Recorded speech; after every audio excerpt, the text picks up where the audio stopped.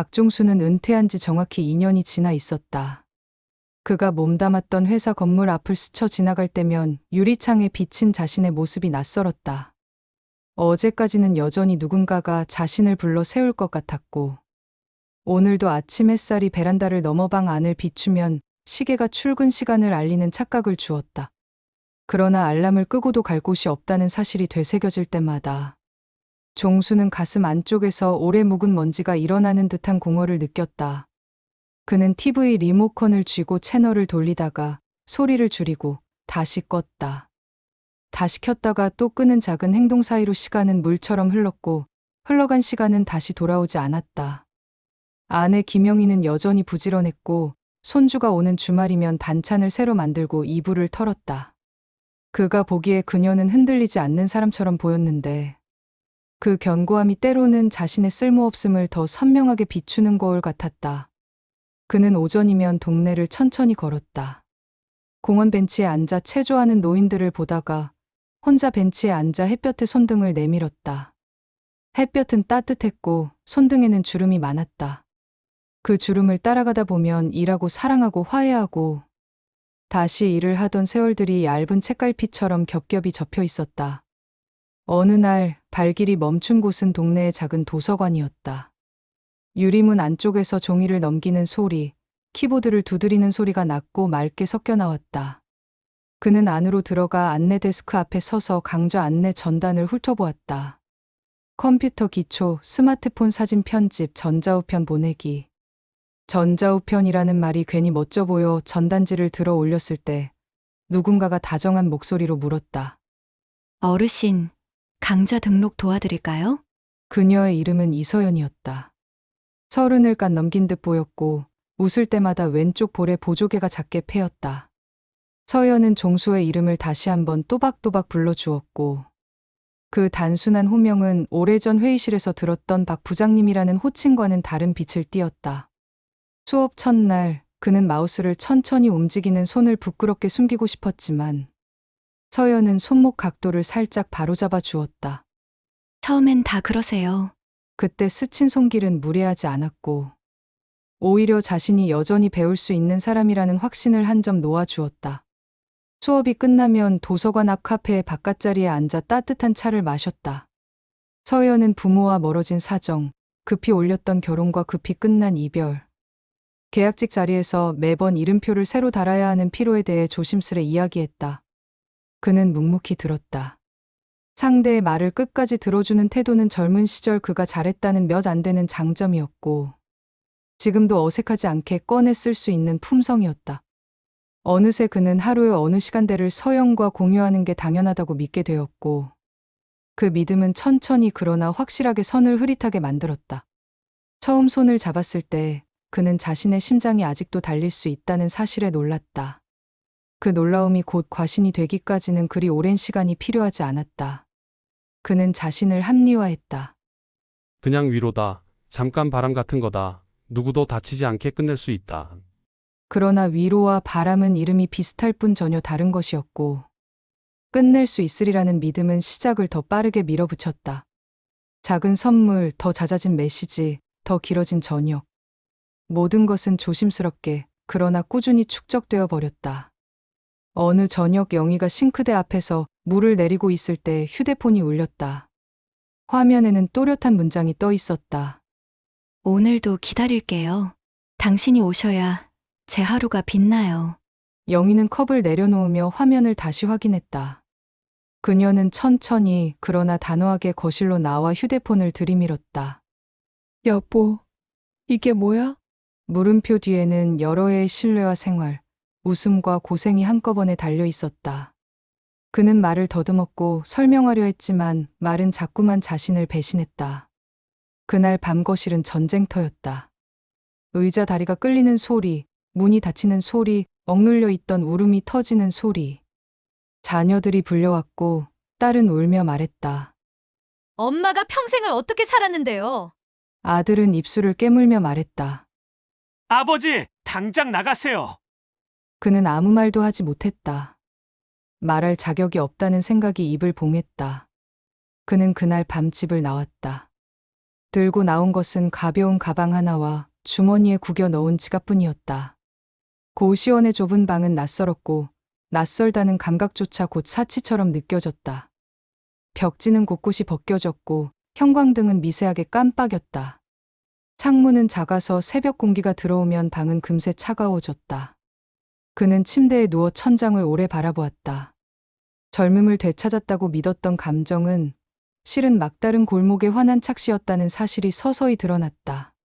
다음 날 아침 그는 더 이상 누구에게도 메시지를 보내지 않기로 결심했다. 서연에게도.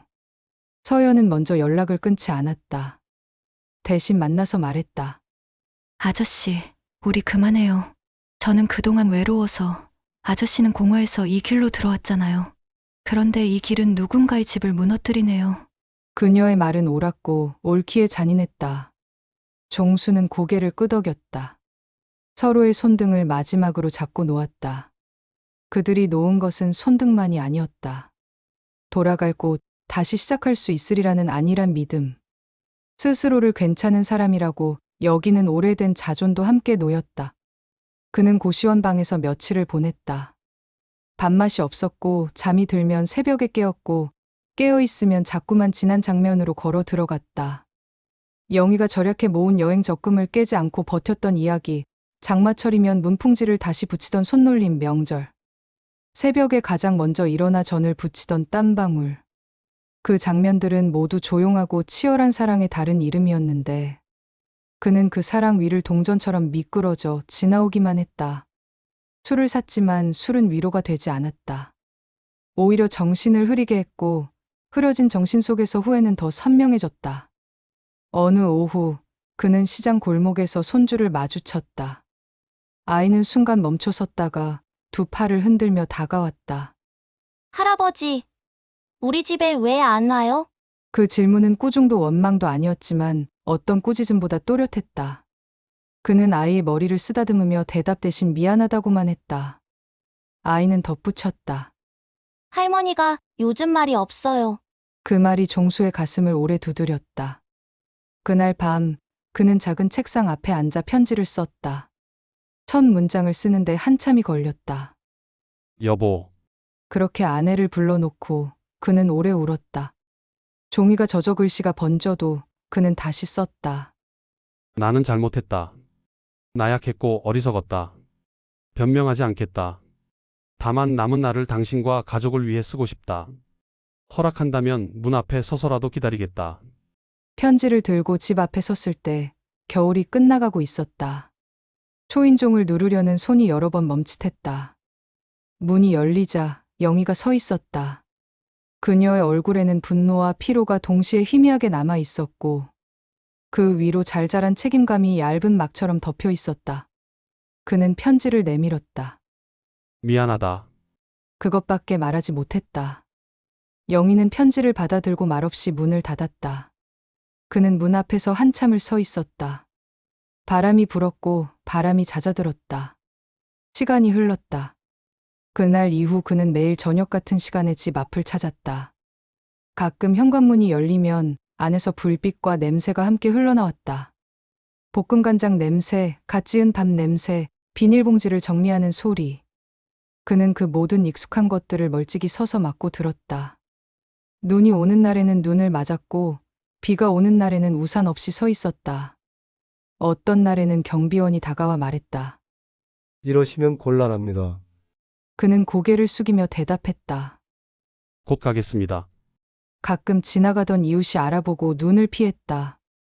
그는 모든 시선을 받아들였다. 그것이 남아있는 벌이라면 기꺼이 받겠다고 생각했다. 손주는 가끔 그를 찾아 내려왔다. 할아버지, 같이 매점 가요. 아이는 과자를 고르고 종수는 지갑을 열었다. 과자 봉지의 바삭한 소리가 작은 축제처럼 느껴졌다. 아이는 매번 걱정했다. 엄마가 화내면 어떡하지? 그러나 결국엔 봉지를 꼭 안고 엘리베이터로 뛰어 들어갔다. 그 뒷모습을 보며 종수는 자신이 어떤 사람이어야 하는지 다시 생각했다. 아이의 세계가 다시 안전해지려면 어른의 세계가 먼저 정직해져야 했다. 몇 주가 지나 영희에게서 메시지가 왔다. 내일 저녁에 오세요. 식탁에 자리 하나 비워둘게요. 그러나 오해는 마세요. 용서는 과정이에요. 그는 휴대폰을 두 손으로 감싸 쥐었다. 화면에 빛이 손바닥을 데웠다. 다음 날 그는 오래 걸려 셔츠에 주름을 폈다. 문 앞에서 깊게 숨을 들이쉬고 들어가자 식탁 위에는 간단한 반찬이 놓여 있었다. 자녀들도 앉아 있었다. 모두 말수가 적었다. 숟가락이 그릇 가장자리를 스치는 소리만 작게 났다. 누군가가 조용히 물을 따랐다. 그들은 밥을 먹었다. 밥을 먹는 일은 삶을 나누는 일이라는 사실을 그날처럼 또렷하게 느낀 적이 없었다. 식사가 끝나갈 무렵 영희가 말을 꺼냈다. 당신이 뉘우친다고 해서 바로 예전으로 돌아갈 수는 없어. 나는 상처를 받았고 그 사실은 없어지지 않아. 하지만 당신이 여기서부터 천천히 증명한다면 나는 그 시간을 같이 보낼 용의가 있어. 종수는 고개를 끄덕였다. 말로 하지 않겠습니다. 행동으로 하겠습니다. 아들은 여전히 눈을 피했지만 딸은 한숨을 내쉬며 말했다. 엄마가 결정했으면 저도 지켜볼게요. 손주는 작은 목소리로 말했다. 이제 우리 같이 공원 가자. 그 말이 모두의 심장에 작은 불씨를 옮겼다. 그날 이후 종수는 집안일을 배웠다. 오래 미뤄둔 창틀에 곰팡이를 문질러 닦았고 싱크대 배수구를 분해해 씻었다. 고장난 방문 손잡이를 직접 교체했고 명절마다 외주처럼 맡겼던 김장에도 처음부터 끝까지 참여했다. 빨래 개키는 법을 다시 배우고 다림질의 순서를 메모장에 적었다. 무엇보다 그는 말을 아끼고 듣는 법을 새로 익혔다. 영희가 하루를 어땠는지 말하기 시작하면 그는 중간에 끼어들지 않고 끝까지 들었다. 그래서 당신은 그때 어떻게 느꼈어? 그의 질문은 과거에 그가 잘못 던지던 말과는 완전히 달랐다. 그래서 결론이 뭐야? 가끔 밤이면 잠이 오지 않았다. 그는 거실 불을 최소한으로 켜고 앉아 벽에 걸린 가족 사진들을 오래 보았다. 사진 속의 사람들은 늘 환하게 웃고 있었다. 그 웃음이 다시 진짜가 되기 위해 필요한 시간과 노력을 그는 가늠해 보았다. 측정할 수 없는 것들이 세상에는 많고 그 중 하나가 신뢰였다. 신뢰는 깎을 때는 한순간이지만 다시 채울 때는 끝없는 반복이 필요했다. 그 반복은 지루했고 지루함은 자주 사람을 무너뜨렸지만 그는 무너지지 않기로 마음먹었다. 봄이 왔다. 동네 벚나무에 연분홍이 번지기 시작했다. 손주와 함께 공원에 가서 연못에 작은 나무숲 배를 띄웠다. 아이가 물었다. 바람이 많이 불면 금방 뒤집히겠지? 종수가 대답했다. 뒤집히면 다시 바로 세우면 되지. 아이는 고개를 끄덕였다. 그 말은 그들 모두에게 필요한 문장이었다. 어느 저녁 서연에게서 짧은 메시지가 왔다. 잘 지내시죠? 죄송했고 감사했습니다. 각자의 자리에서 잘 살아가요. 그는 담백하게 답했다. 그래요. 건강하세요. 그 문장에는 미련도 회피도 없었다. 길 위에서 마주친 두 사람이 각자의 길로 돌아가며 마지막으로 예의를 지키는 인사처럼 담백했다. 여름이 되자 집에는 작은 변화들이 보였다. 냉장고 문에 붙은 메모에는 다음의 글이 적혔다. 분리수거 수요일 밤. 세제 리필. 영희 치과 3시 동행. 그는 그 메모가 이 집의 질서를 세우는 비밀 문법처럼 느껴졌다. 메모를 지키는 일은 사랑을 지키는 일과 닮아 있었다. 매번 눈으로 확인하고 손으로 옮기고 또 확인하는 일. 그는 그 일들을 성실히 해냈다. 어느 날 영희가 말했다. 당신, 요즘 표정이 많이 달라졌어. 그는 대답하지 않고 미소만 지었다. 미소는 가장 적절한 길이의 말이었다. 가을에 첫 비가 오던 날, 가족은 작은 식탁을 새로운 것으로 바꾸었다. 오래 긁힌 자국이 있는 식탁을 치우며 영희가 손으로 마지막으로 한 번 더 쓸어내렸다. 고생 많았지. 그 말이 누구에게를 향했는지는 중요하지 않았다. 오래한 식탁에게든 서로에게든 지나온 세월에게든. 새 식탁에 첫 밥상을 차리며 그들은 나란히 앉아 국을 떠먹었다. 숟가락의 무게가 가벼웠다. 가볍다는 것은 잠시나마 마음이 제자리를 찾았다는 신호였다. 겨울이 오면 다시 봄이 오리라는 것을 사람들은 알지만 어떤 겨울은 길게 느껴지고 어떤 봄은 늦게 온다. 그들의 집에도 아직 겨울의 그림자가 남아있을 때가 있었다. 문득 스치는 냄새, 우연히 들은 노래, 비슷한 시간의 울림이 상처의 가장자리를 다시 아리게 했다. 그럴 때마다 종수는 멈춰 섰다. 사과했고 기다렸고 설명 대신 고쳐나갔다. 상처는 사라지지 않았지만 상처의 가장자리는 둥그러졌다. 둥그러진 가장자리는 서로를 다치지 않게 했다. 어느 날 밤 손주가 잠들고 집이 잠잠해졌을 때 영희가 물었다. 당신은 왜 그랬을까? 그는 오래 생각한 끝에 말했다. 나는 버려졌다고 느꼈어. 사실 아무도 나를 버리지 않았는데 내가 나를 먼저 버렸지. 영희는 조용히 고개를 끄덕인 뒤 말했다. 나도 그랬어. 나는 당신을 원망하면서도 내 속에 남은 사랑을 보지 않으려 했지. 그들은 한동안 조용히 앉아 있었다. 말없이 앉아 있는 시간이 예전보다 덜 불편했다. 침묵은 때로 사과보다 진실했고 설명보다 멀리 갔다. 다음해 봄, 가족 사진을 새로 찍었다. 사진관 흰 배경 앞에서 그들은 조금 어색하게 서 있었다.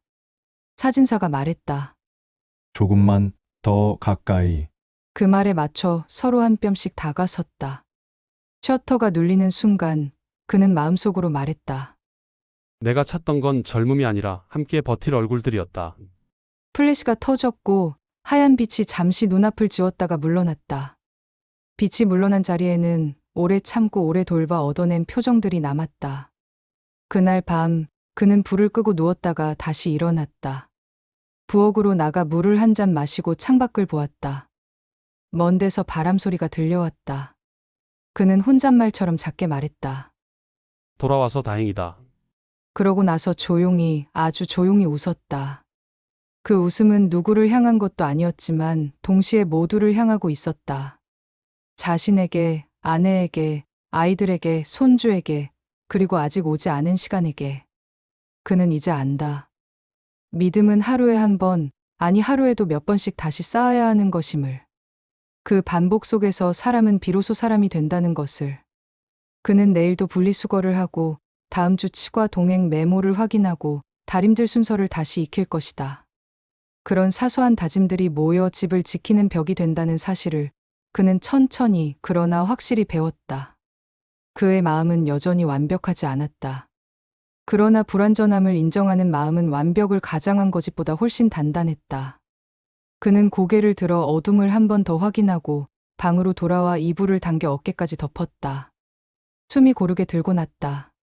창밖 어디선가 누군가가 늦게 귀가하는 발자국 소리가 났다. 그는 그 소리를 들으며 천천히 잠에 들었다.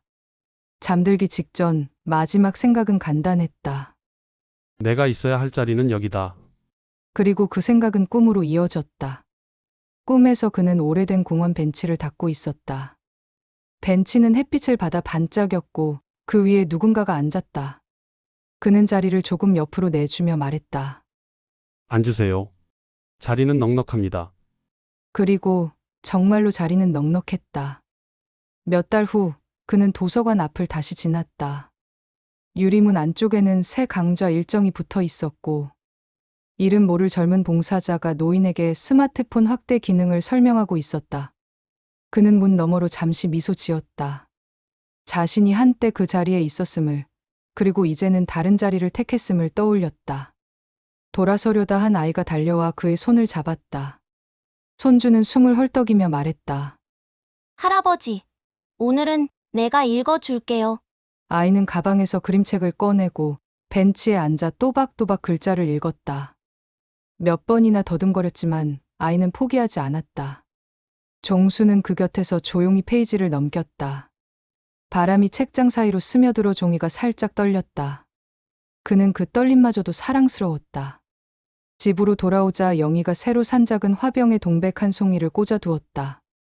동백은 짧고 단단하게 피어 있었고 붉었다. 붉음은 과장되지 않았고 오히려 차분했다. 영희가 물었다. 예쁘지? 그는 고개를 끄덕였다. 응, 오래 보고 싶네.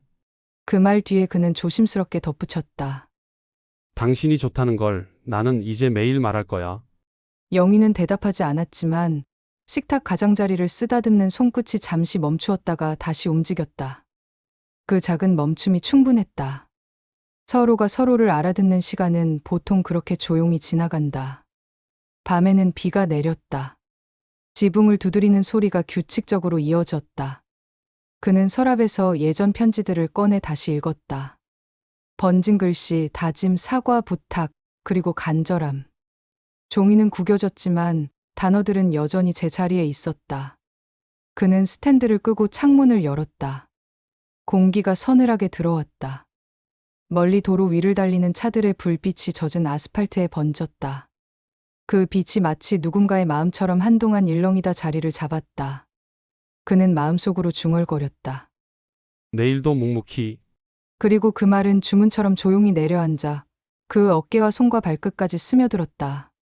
그날의 마지막 습관처럼 그는 달력에 작은 점을 찍었다.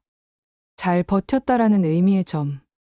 수많은 점들이 이어져 선이 되고 그 선이 어느 날 그림이 될 거라고 그는 믿었다. 언젠가 그 그림을 아이가, 또 아이가 자란 뒤에 아이가 보게 될지도 모른다. 그때 그들은 묻지 않을 것이다. 왜 점이 이렇게 촘촘하냐고. 대신 이렇게 말할 것이다. 누군가가 매일의 마음을 지켰구나. 그 상상을 하며 그는 조용히 불을 껐다. 어둠 속에서도 집은 자신의 호흡을 유지하고 있었다. 냉장고의 낮은 울림, 벽시계의 일정한 박자, 방 안에 놓인 사람들의 온기. 그는 그 모든 소리를 베개처럼 느끼며 눈을 감았다. 내일 그는 다시 눈을 뜨고 문을 열고 작은 일을 하나씩 해낼 것이다. 그리고 그 작은 일들은 모여 그가 돌아온 집을 또 하루 단단하게 만들 것이다. 구독과 좋아요는 영상 제작에 힘이 됩니다. 감사합니다.